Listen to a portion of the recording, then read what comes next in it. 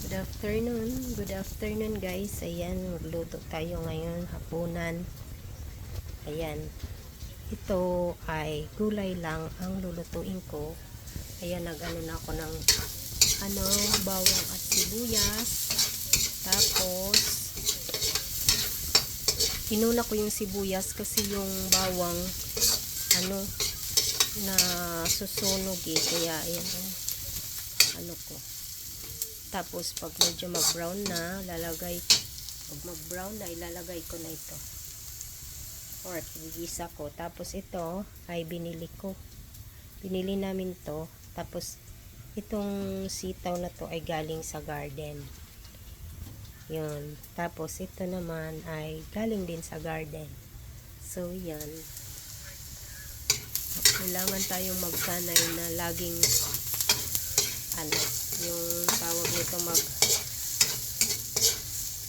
yung kakainin ay yung luto lang natin kasi nakakasigurado tayo. Pero okay din kasi din pagkakain sa labas, basta yung sa labas na alam mo na healthy din yung mga inaano nila siniserve.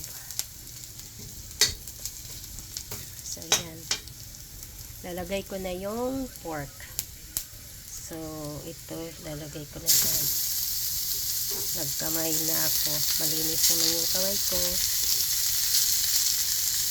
Kasi, wait lang, hugas muna ako ng kamay. Kima lang siya na.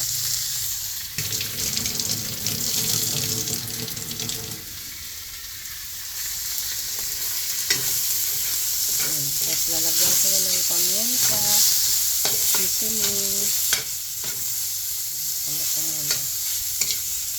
Kasi linit naman ito yung pinanghahalo. Ay, may ano to.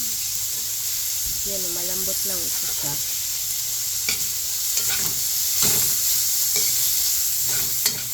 Wala ng oil.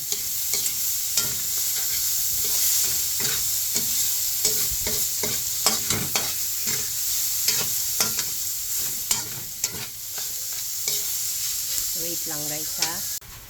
Ayan guys, nilagyan ko na siya ng pamyenta na black at saka yung white pepper. Tapos nilagyan ko ng seasoning. Ayan, na-brown na siya. Iniisip ko ito na ilagay.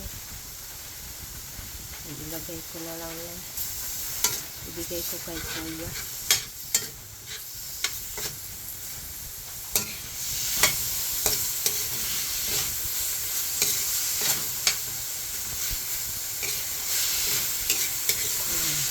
Naluto na yan, ilagay ko na yung kalabasa kasi saglit lang naman yan.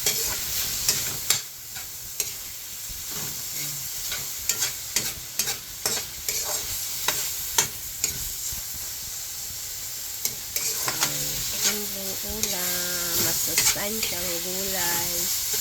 Ito guys, ano naman yung lean meat.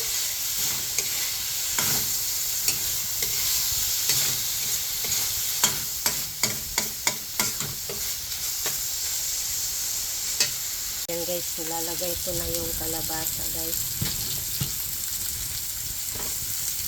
Ano na.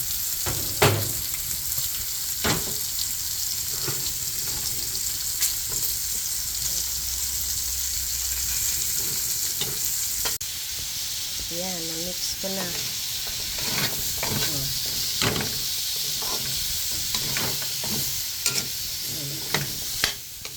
Tapos, lalagyan ko na ito ng tubig konti.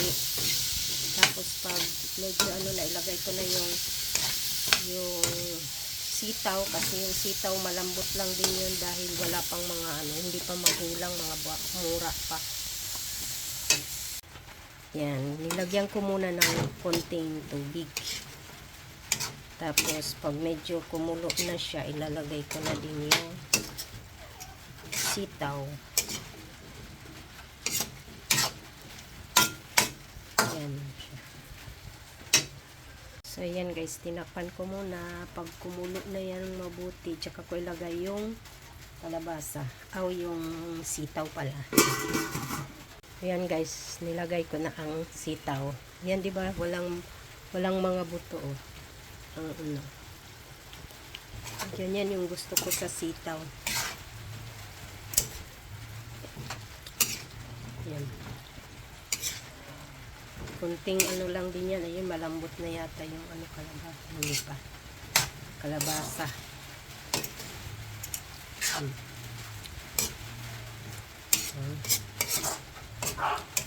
Dadagdagan ko na ng water para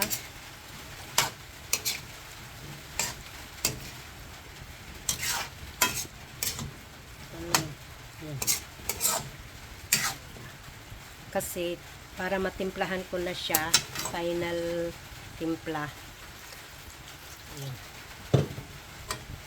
Mas gusto ko mayroong ano sabaw siya. So yan. Takpan ko na ulit guys. Pagkulo, titimplahan, tapos ilalagay ko na ang talbos ng kamote.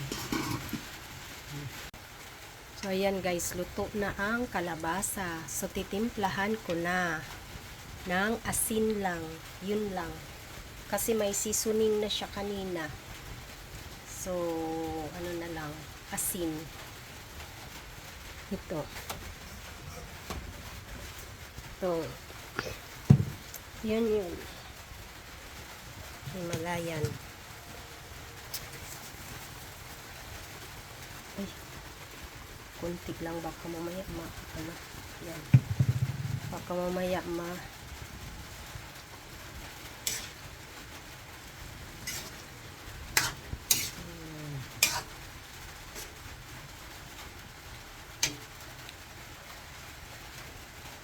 So, luto na. Ayan guys, luto na. Sabi ng asawa ko, mali daw. Yung hindi daw bagay. Ang talbos ng kamote ay walang iba eh. So, ayan. Bye-bye. Sarap.